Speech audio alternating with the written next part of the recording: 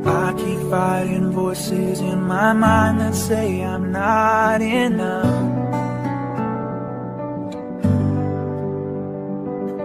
Every single lie that tells me I will never measure up.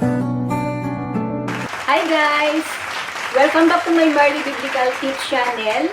So ngayon po guys, ang ating last part at ikalabing-anim na dahilan kung bakit dapat tayong maging masaya kahit sa gitna ng pagsubok. So, ang ibabahagi ko po sa inyo ngayong araw na ito or sa video na ito ay ang panglabing-anim na dahilan kung bakit dapat tayong maging masaya. At ang panglabing-anim na ito guys ay you must be happy for you become the temple of the Holy Spirit and God is in you, na mababasa po natin sa aklat po ng unang Korinto chapter 6 verse 19 at unang Korinto chapter 3 verse 16 hanggang 17. Dito po ang sabi guys, babasahin ko po dito sa Tagalog at pakinggan po nating mabuti itong sinasabi dito sa mga talatang ito para maintindihan talaga nating mabuti kung ano yung sinasabi ng Diyos dito sa mga talata na aking pong babasahin. So, uunahin ko pong basahin dito sa unang Korinto chapter 3 verse 16 hanggang 17. At ganito po ang sabi, hindi ba ninyo alam na kayo'y templo ng Diyos at naninirahan sa inyo ang kanyang espiritu?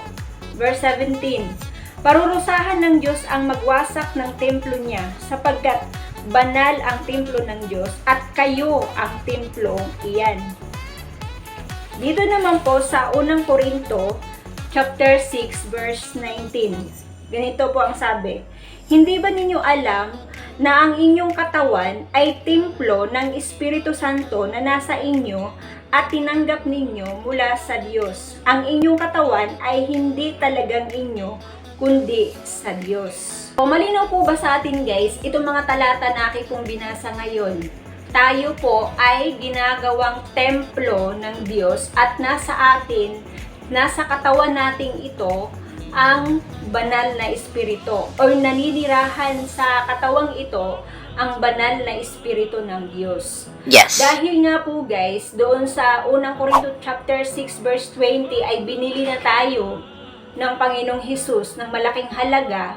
Sa binasa kong talata kanina ay hindi na tayo ang nagmamay-ari ng ating mga katawan kasi nga binili na tayo ng Panginoong Hesus.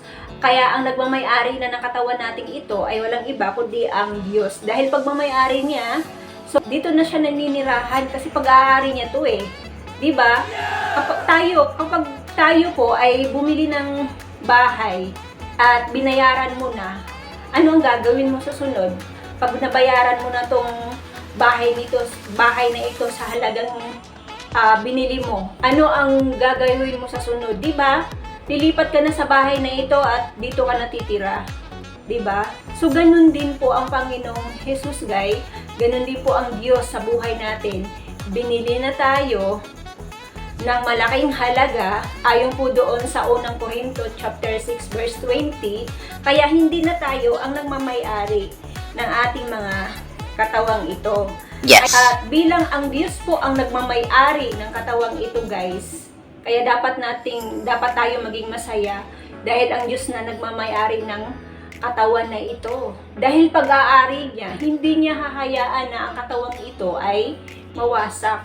Hindi niya hahayaang ang katawang ito ay mabubulok ng mahabang panahon or mabubulok ng mahabang panahon, hindi hahayaan ng Diyos. Oo, mabubulok ito, mamamatay ito. Kaya nga, ang gagawin naman ng Diyos kapag ito ay mamatay, ang katawan na ito ay papalitan ng mas magandang katawan. Na kung saan, katawan na hindi na mabubulok at hindi na mamamatay. So, ganyan ang ginagawa po ng Diyos sa katawang ito.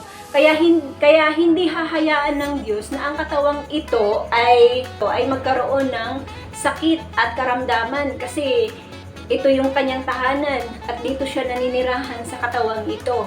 Pero hindi naman talaga maiiwasan na hindi tayo magkakasakit at magkaroon ng karamdaman dahil na rin po sa kagagawa natin kung bakit tayo po ay nagkakaroon ng mga sakit at karamdaman.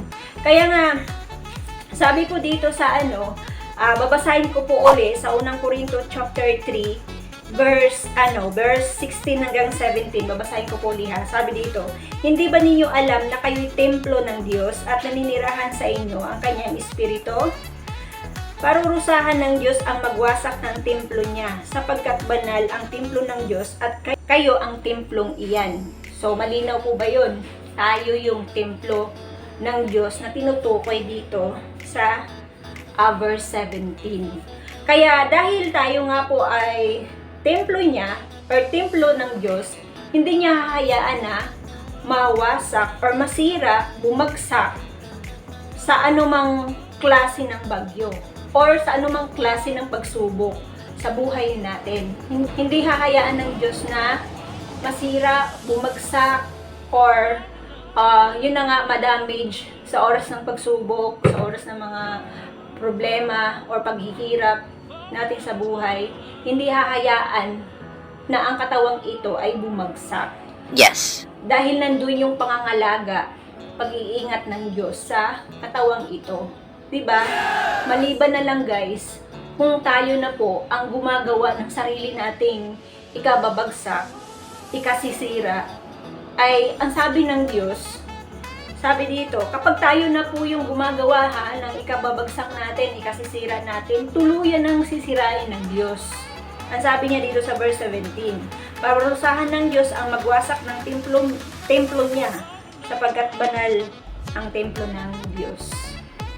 Alam nyo, ginawa na tong banal ng Diyos, yung katawang ito, nung oras na tinanggap mo si Jesus bilang Panginoon at tagapagligtas ng iyong buhay, binanal ka na ng Diyos sa pamamagitan ng dugo ng Panginoong Jesus na tumigis doon sa krus ng Kalbaryo. Yun yung nagpapabanal sa atin at yung pangalan ng Panginoong Jesus or ang Panginoong Jesus mismo ang nagpapabanal sa atin. So habang ang Panginoong Jesus ay nasa atin, kaya lang naman tayo tinitingnan ng Diyos na matuwid. Kaya lang naman tayo tinitingnan ng Diyos na tayo ay banal dahil si Kristo ay nananahan sa ating mga puso. Pero kung tanggalin natin si Jesus sa puso natin, tanggalin natin ang Panginoong Jesus sa buhay natin, antimano din, tanggal din ang banal na espiritu. At kapag wala itong dalawang ito sa buhay natin, wala ang Panginoong Jesus sa buhay natin at wala rin ang banal na espiritu sa buhay po natin, marumi tayo sa paningin ng Diyos. Totoo po yan. Marumi tayo at mabaho tayo sa paningin at pangamoy ng Diyos. Ang tingin nga ng Diyos sa atin guys, sabi doon sa Isaias, ay mukhang basahan, parang basahan. Nakakita na po ba tayo ng basahan na marumi? Ganyan po ang tingin ng Diyos, di ba? Nakakadiri tayo. Nakakadiri tayo sa paningin ng Diyos. Pero dahil kay Jesus na tinanggap natin sa ating buhay, tinanggap natin sa ating puso bilang Panginoon at tagapagligtas at naninirahan na sa atin ang presensya ng Panginoong Jesus sa puso natin at naninirahan na rin sa atin ang banal na espiritu, kaya ang tingin sa atin ng Diyos ay banal dahil nandito si Jesus sa buhay po natin. Ang tingin ng Diyos ay matuwid tayo dahil kay Jesus na nasa atin. Kaya nga pag nawala yan si Jesus sa puso mo, sa buhay mo, marumi ka uli sa paningin ng Diyos. Diba? Masagwa ka sa paningin ng Panginoon. Kaya ito yung dahilan guys, yung pang-labing-anim na dahilan natin kung bakit dapat tayo maging masaya dahil sa katulad po natin na wala namang silbi. Kung tutuusin, wala tayong silbi sa harapan ng Diyos, wala tayong silbi sa paningin ng Diyos. Sino tayo para piliin ng Diyos na gawing tirahan, tahanan, or templo ang ating mga katawang makasalanan, mga katawang makalaman, diba? Mga katawang mahalay, malaswa, masagwa, diba? Hindi ba tayo dapat na maging masaya dahil sa kabila ng ating mga karumihan at kasalanan ay pinili pa rin tayo ng Diyos para manirahan sa ating mga katawan na ito. Di ba? Kaya dapat tayo maging masaya. Ito yung ating pang-16 na dahilan kung bakit dapat tayo maging masaya kahit sa gitna ng pagsubok. Kasi pinili pa rin tayo ng Diyos na gawing kanyang templo, gawing niyang tahanan. At bilang tahanan niya, iniingatan niya ito, inaalagaan niya ito, at maprotektahan laban sa lahat ng klase ng pagsubok o paghihirap natin kung mga pinagdadaanan sa buhay. Sa literal po na bahay, na pag-aari nating bahay, di ba? Ano bang ginagawa natin sa ating mga tahanan? Di ba inaalagaan natin to, araw-araw natin to winawalis, nililinis, ayaw nating marumihan yung ating tahanan, pinangangalagaan natin ito, ang lahat ng bahagi ng ating tahanan o ng ating bahay, talagang pinangangalagaan natin, iniingatan natin. At kapag alam natin guys na may parting sira at bulok sa ating bahay, tinatanggal natin ito at pinapalitan ng bago. Tama po ba? Yes. Kapag bulok na yung kisame, kunyari, ng ating tahanan, tinatanggal yung kisameng bulok at pinapalitan ng bagong kisame. Tama po ba? Yes. Ganyan po ang ginagawa ng Diyos sa buhay po natin guys. At bilang siya nga yung nagmamay-ari ng ating katawan, tinatanggal din niya yung parting bulok sa buhay natin. Tinatanggal din ng Diyos yung parting bulok sa ating pagkatao. Tinatanggal din ng Diyos yung parting bulok sa ating mga asal or pag-uugali. Tinatanggal ng Diyos yan at pinapalitan niya ng bago. Diba? Wow. So, ganyan po mga ngalaga ang Diyos sa ating mga buhay. Kaya nga po guys, hindi tayo dapat na sumama ang loob sa Diyos. Hindi tayo dapat sumama ang loob sa Diyos. Kapag tinatama tayo ng Diyos, kinukurik tayo ng Diyos doon sa ating mga maling mga gawi sa buhay, maling pamamaraan sa buhay, di ba? Maling sistema sa buhay, binabago yan ng Diyos. At pinapalitan po niya yan ng maganda. Diba? Kaya, yung po yung makita po natin sa ating mga sarili, na kapag ang katawan natin ay pinananahanan ng Diyos, pinananahanan ng banal na Espiritu ng Diyos, pinananahanan ni Kristo, ay alagang-alaga tayo. Iniingatan tayo at pinoprotektahan tayo ng Diyos. Diba? Kaya dapat tayo maging masaya. So may protection ang Panginoon. Every time na mayroon tayong mga pagsubok sa buhay natin, pinoprotektahan tayo ng Diyos. Ginagawa ng Diyos ang lahat ng magagawa niya para maprotektahan tayo laban sa mga pagsubok, laban sa mga paghihirap natin kung nararanasan sa buhay. Pinoprotektahan tayo sa abot ng makakaya ng Diyos. Kaya lang minsan guys, kahit pinoprotektahan tayo, ginagawa ng Diyos ang lahat na magagawa niya, kung gumagawa rin po tayo sa sarili natin, nang ikakasira din natin, diba? Kung gagawa rin tayo ng sarili natin, ikababagsak sa ating mga sarili, wala rin magagawa ang Diyos kung ikaw na mismo ang gumagawa nun. Diba? For example dito guys, sabi nga dito, parurusahan ng Diyos at sino mamagwasak, diba? Iniingatan ng Diyos, pinoprotektahan tayo ng Diyos sa mga sitwasyon na nakakapinsala sa atin, diba? Anumang mga masasamang maidudulot or kapinsalaang maidudulot ng mga pagsubok na dumarating sa buhay po natin, talagang ginagawa ng Diyos ang lahat ng proteksyon, pag-iingat sa atin, diba? Ginagawa ng Diyos yan. Pero kung tayo na yung gagawa ng ikasasama natin, ikapipinsala natin, tulad halimbawa ng sinisira natin yung ating mga katawan sa mga inuming nakakasira, diba? Sinisira natin sa alak, sinisira natin sa sigarilyo, sinisira natin sa droga, ay tuluyan na yung sisirain talaga ng Diyos. Tuluyan na wawasakin ng Diyos. Kaya nga diba, pag nagkasakit ka na, dahil sa kalalaklak ng alak, di ba? Kasi sip-sip ng nikotin ng sigarilyo, di ba? At kahihit-hit ng droga. At kapag nasira na yung katawan mo dyan, napinsala na yung katawan mo dyan, pag nagkasakit, huwag mo sisihin ng Diyos. Diba? Yes. Sisihin ang Panginoon. Or kaya naman ay sa katakawan mo kumain ng taba ng baboy, mga balat ng manok at nagkasakit ka, huwag mong sisihin ang Diyos. Diba? Sa katakawan mo kumain ng mga matatamis at nagkaroon ka ng sakit ng diabetes, huwag mong sisihin ang Diyos. Diba? Ikaw na kasi noon ang gumagawa ng sarili mong sakit eh. Binibili mo pa nga yung sakit. Tama mo ba guys? Ikaw na yung gumagawa ng sarili mong sakit, binibili mo pa. Kasi syempre binibili mo yung alak, binibili mo yung sigarilyo na nakakasira ng baga, ng atay, nakakasira ng lapay, at ano pang tawag dito, yung kidney. O nakakasira yun, binibili natin yun. Diba? Kaya huwag natin sisihin ang Diyos kapag tayo po ay nagkaroon ng sakit.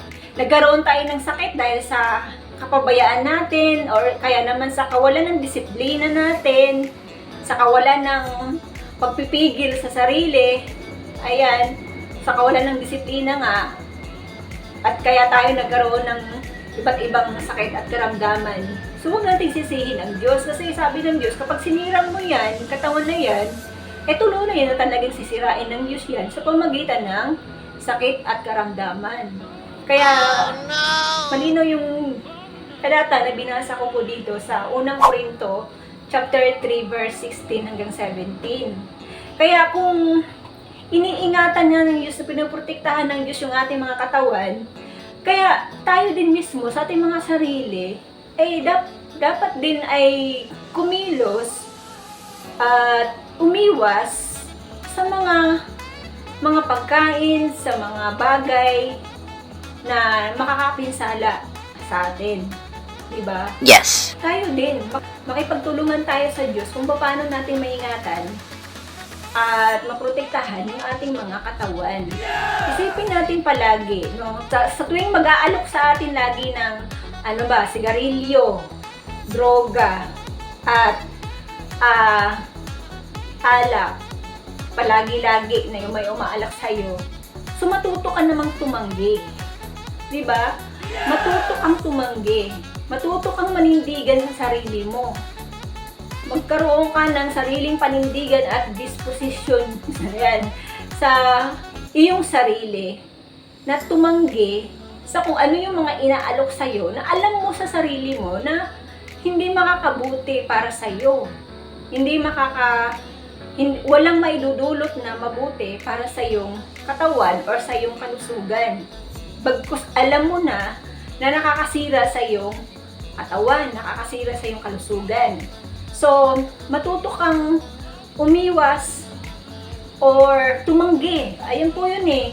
Tuto kang tumanggi, wag kang uto-uto sa kung ano yung inaalok ng ibang tao sa'yo. Diba? So, gamitin ko na yung word na uto-uto. Kasi, mukhang uto-uto naman talaga tayo kapag inaalok tayo tapos sige naman tayo. Diba? Sige. Wala kang sariling desisyon, wala kang sariling panindigan pag ganyan. Kaya uto-uto ang tawag po dyan.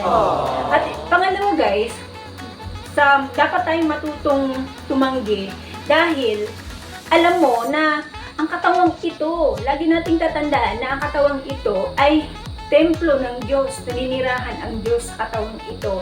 Kaya, sorry po sa salitang gagamitin ko, huwag nating babuyin. Huwag po nating babuyin ang ating mga katawan dahil banal nga ang katawang ito. At bakit naging banal? Kasi nasa atin naninirahan ang banal na espiritu sa ating mga buhay. Diba? Kaya, yun yung dapat nating maintindihan. So, pangatlong dahilan guys kung bakit kailangan mo matutong tumanggi sa mga alok ng iba o inaalok ng tao sa'yo na nakakasira ng katawan at kalusugan, ay isipin mo na hindi na ikaw ang may-ari ng katawang ito, kundi ang Panginoon. Kaya nga, bilang katiwala ka na lang, parang ikaw na lang yung caretaker eh. Diba?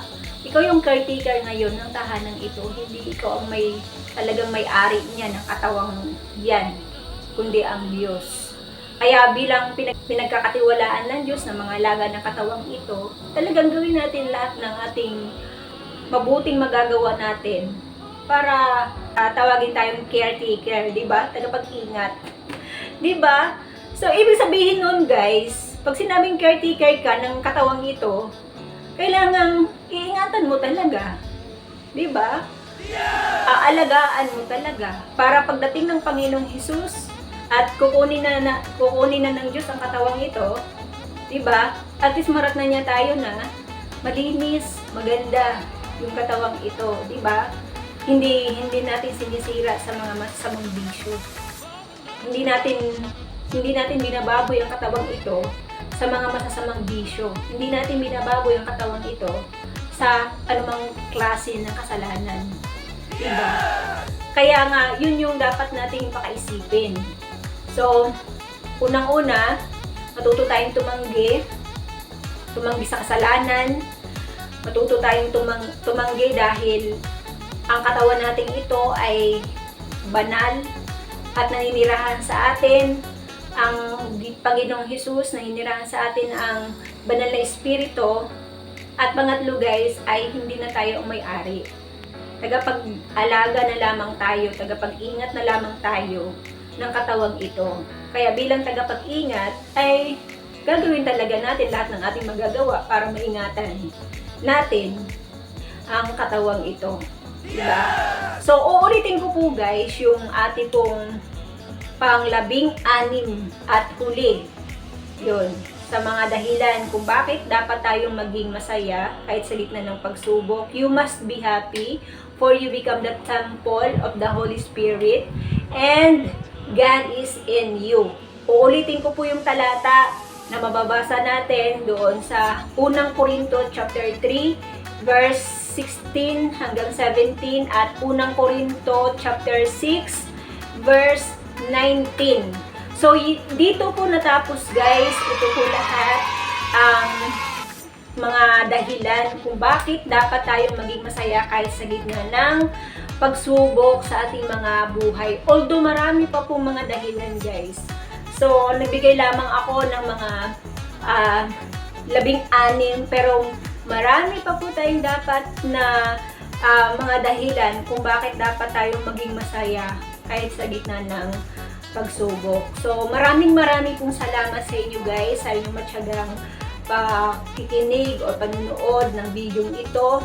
At nawa po ay huwag kayong magsawa na makinig at manood sa aking video. Dito lamang po yan mapapanood sa Merly Biblical Tips channel. So, aabangan po natin yung mga bago pong tips na ibabahagi ko sa inyo dito sa Merly Biblical Tips channel. Marami pong salamat sa inyo guys at magkita-kita po tayo sa mga susunod na araw. Bye-bye at pagpalain tayong lahat ng ating Panginoon.